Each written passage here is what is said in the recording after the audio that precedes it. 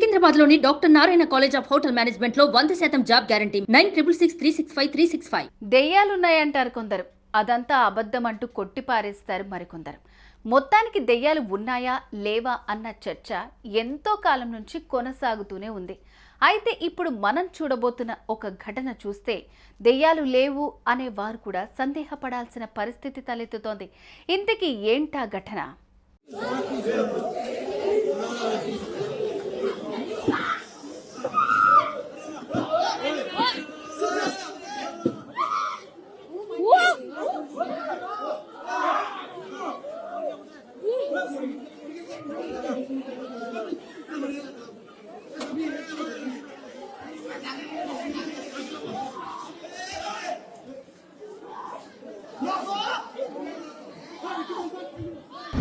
పూణేకు చెందిన సుహిత్ జాదవ్ అనే ఓ యూజర్ రెడిట్లో ఇటీవల ఓ వీడియో షేర్ చేశాడు.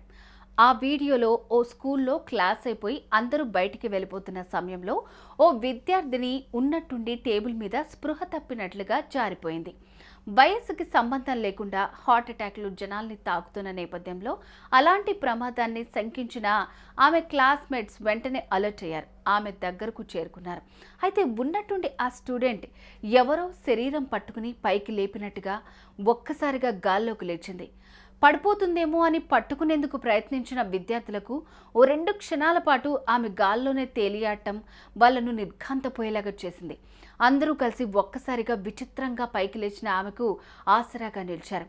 ఆ తర్వాత ఆ విద్యార్థినిని ఇమ్మీడియట్గా ఆసుపత్రికి తరలించారు.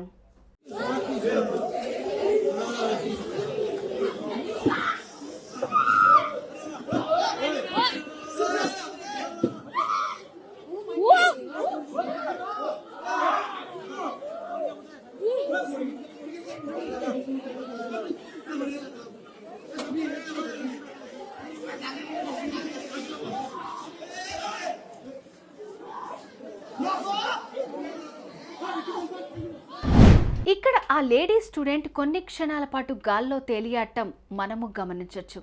ఈ విచిత్రమైన దృశ్యాన్ని ఆ స్కూల్కు చెందిన సుహిత్ జాదవ్ సోషల్ మీడియాలో పోస్ట్ చేయడంతో అది బాగా వైరల్ అయింది.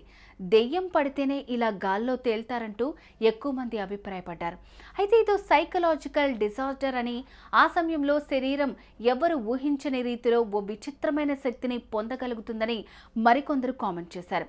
హిప్నటైజేషన్కి గురైన వారు కూడా ఇలా తమకు తెలియకుండానే ఊహించని శక్తిని సంతరించుకుని అసాధ్యమైన పనులను సైతం చేసేస్తారని, ఆ క్రమంలోనే ఈ విద్యార్థిని కూడా ఏదో మానసిక సంబంధమైన వ్యాధి వల్లే ఇలా ప్రవర్తించి ఉంటుందని వారు విశ్లేషిస్తున్నారు.